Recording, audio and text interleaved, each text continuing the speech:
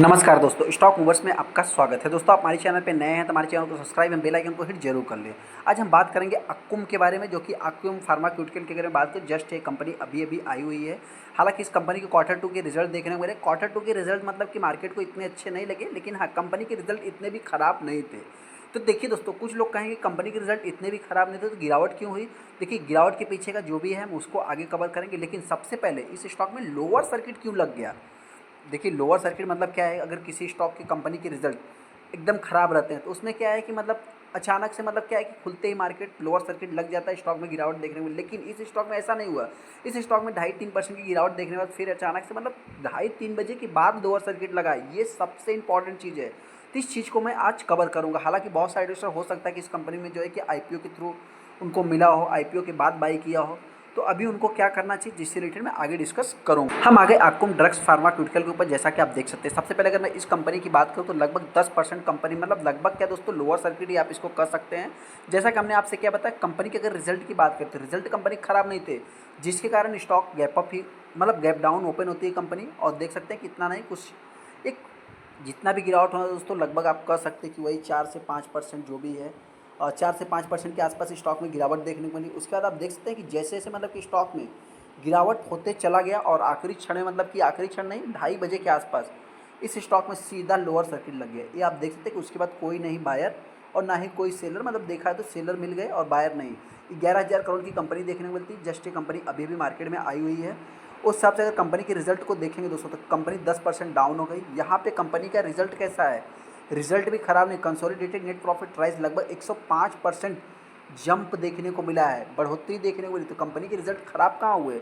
Result के कारण दोस्तों आप कह सकते हैं मतलब इतना कुछ खास गिरावट नहीं, 4% की गिरावट देखने को मिली। फाइनेंशियल ईयर 25 में क्वार्टर 2 के रिजल्ट में 5% की गिरावट देखने को मिली थी। इंपॉर्टेंट चीज़ क्या है, तो फिर गिरावट क्यों हुई, अभी हमको क्या करना चाहिए, उससे रिलेटेड अभी मैं बात कर लेता हूँ। सबसे पहले दोस्तों, कंपनी का ओवरव्यू की बात करें और क्यों गिरावट हुई, उससे रिलेटेड अभी मैं अपने पॉइंट से डिस्कस करूंगा। मैं बहुत बड़ा एनालिस्ट नहीं हूँ, इस चीज़ को भी आपको नोट करके चलना है। सबसे पहला चीज़ तो ये कंपनी एक छोटी कंपनी है, और सेकंड देखा है तो मतलब कि अभी जब लोअर सर्किट अपर सर्किट में रहता है तो यहाँ पे डिलीवरी और वॉल्यूम की तो कोई काउंट करने की ज़रूरत ही नहीं है। सेकंड देखा जाए तो कंपनी मतलब कि 1175 करोड़ का, जो कि कंपनी का, माफ़ करना, 1175 के आसपास कंपनी का हाई देखने को मिलता है। लो की बात करें तो 716 रुपये, जो कि 11 नवंबर आज के दिन ही देखने को मिला है। यहाँ पे अगर मैं कंपनी के अनाउंसमेंट में जाएंगे आप, तो आपको यहाँ पे थोड़ा सा कुछ देखने को मिलेगा। क्या है दोस्तों, सबसे पहले कंपनी का जो रिजल्ट था ये तो 9 तारीख को देखने को मिलेगा। इसका इम्पैक्ट जो है कि मॉर्निंग में ही देखने को मिलेगा। लेकिन यहाँ पे इन्वेस्टर एनालिस्ट के साथ है, मतलब कि इनका कुछ मीटिंग्स आज के दिन ही देखने को मिला है। आप यहाँ पे देख भी सकते हैं। तो कुछ लोग कहेंगे कि मतलब ऐसा, देखिए दोस्तों, ये मतलब अपने को अगर देखने को मिला, तो सबसे पहले अगर आप यहाँ पे देखेंगे तो 11:30 बजे के आसपास, उसके बाद 3:30 बजे के बाद, उसके बाद 7 बजे, मतलब कहने का अर्थ यही है कि दोस्तों, मेरे पॉइंट से हो सकता है कि किसी को इनके रिजल्ट अच्छे नहीं लगे हों। हो सकता है मतलब कि इनकी आगे की गाइडेंस क्या है, परफॉर्मेंस क्या रहेंगे, अच्छे नहीं, जिनके कारण हो सकता है किसी ने सेलिंग कर दिया। लेकिन एक इम्पॉर्टेंट चीज़ और भी है दोस्तों, कि ये कंपनी शायद अगस्त में लिस्ट हुई थी मार्केट में, अगर मैं गलत नहीं हूँ तो आप थोड़ा चेकआउट कर लेना। तो एक क्या होता है कि एक एंकर इन्वेस्टर जो होते हैं उनकी एक लॉकिंग पीरियड होती है, शायद 6 मंथ की होती है, कुछ ऐसे, मतलब कि ऐसे, मतलब कि देखा है तो हो सकता है मतलब कि जिनको आईपीओ के थ्रू मिला होगा उनको आज भी देखा है तो 5% कंपनी प्रॉफिट बना के दे रही है। तो मेरे पॉइंट से अगर उनको मार्केट में कुछ हो सकता है कि मतलब सेलिंग करके वो चले गए, ऐसा माना जा सकता है, मेरा मानना है। हालांकि आपको क्या लगता है शायद उनको कमेंट कर सकते हैं। सेकंड, अभी इस स्टॉक में अपने को करना क्या है। अगर मैं इस कंपनी की बात को, सबसे पहले कंपनी करती क्या दोस्तों, तो कंपनी फार्मा सेक्टर को बिलोंग करती है। इंपॉर्टेंट चीज़ यही है, गिरावट के पीछे का सबसे बड़ा रीजन कि फार्मा सेक्टर की बहुत सारी कंपनियों का रिजल्ट अच्छा आया। इस कंपनी के रिजल्ट इतना खास इंप्रेसिव देखने को नहीं मिले। कंपनी कॉन्टैक्ट बेस, और देखिए हर जगह आपको, चाहे डिक्सन की बात करें इलेक्ट्रॉनिक सेगमेंट में, वहीं पे हिंदुस्तान एरोनॉटिक्स की बात करें, तो एक आपको डिफेंस सेक्टर में, मतलब हर जगह एक कॉन्टैक्ट बेस्ड मैन्युफैक्चरिंग का काम, जो कि कॉन्टैक्ट बेस्ड पैकेजिंग का काम हर जगह पे चलता रहता है। तो इस हिसाब से देखा है तो मतलब कि हिंदुस्तान फूड्स की बात करें, पूरी एफएमसीजी सेक्टर कंपनियों को करती है कैप्चर। तो इस हिसाब से ये भी कंपनी देखा है तो मतलब पूरी तरह से तो नहीं कह सकते, फार्मा सेक्टर भी कोई छोटा मोटा सेक्टर नहीं, बहुत बड़ा सेक्टर है। तो इसमें इस कंपनी के पास भी जो देखने को मिलता है, contact development and manufacture organisation, मतलब सीडीएमओ से रिलेटेड इस कंपनी के पास एक व्यापक मतलब रेंज फार्मास्यूटिकल प्रोडक्ट देखने को मिल जाते हैं। इसमें अगर मैं बात करूँ कुछ कंपनी के शेयर मार्केट की, मतलब मार्केट शेयर की बात करूँ तो 26 से 30% देखने को मिल रहा है अल्किम के पास, जो कि बिजनेस तो खराब नहीं दोस्तों। इंपॉर्टेंट चीज़ ये है कि बिजनेस खराब नहीं है।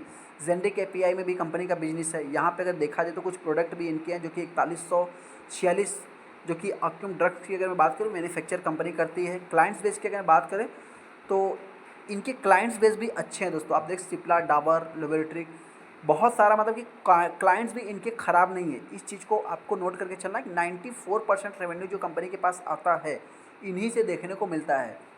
तो कंपनी दोस्तों ख़राब नहीं है, वेस्ट ही देखने को मिल रही है। 11,000 करोड़ का कंपनी का मार्केट कैप है। 75% के ऊपर स्टेक प्रमोटर के पास देखने को मिलता है, जो कि 75:25 का रेशियो फुलफिल करके भी चलना होता है। हालांकि कंपनी जस्ट अभी भी मार्केट में है आई हुई, तो 3 साल का इनके पास मतलब कि चांस भी देखने को मिल जाता है। यहाँ पे अगर मैं कंपनी की बात करूँ तो सबसे पहले कंपनी के रिजल्ट ख़राब नहीं है। यहाँ पे आप देखेंगे थोड़ा सा मतलब कि ईयर ऑन ईयर बेसिस पे रेवेन्यू डाउन है, क्वार्टर ऑन क्वार्टर बेसिस पे फ्लैट देखने को मिल रहे हैं।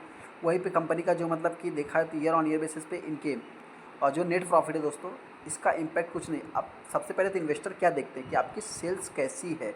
सेल्स की बात करें तो सेल्स मार्केट में अच्छे नहीं लगे, जिसके कारण स्टॉक में गिरावट भी देखने को मिली। आप यहाँ पे देख सकते हैं sales growth profit growth just अभी भी कंपनी आई हुई है दोस्तों। इस चीज़ को भी आपको नोट करना है। एज ए स्टॉक मार्केट के हिसाब से मार्केट में तो कंपनी बहुत समय से काम कर रही है, ज़्यादा किसी के पास कुछ देखने को मिलता नहीं। यहाँ पे 75% प्रमोटर के पास है, 7-7.5% एफआईज और डीआईज के पास, और बाकी वही 7.5% 7.25% पब्लिक के पास भी देखने को मिल जाती है।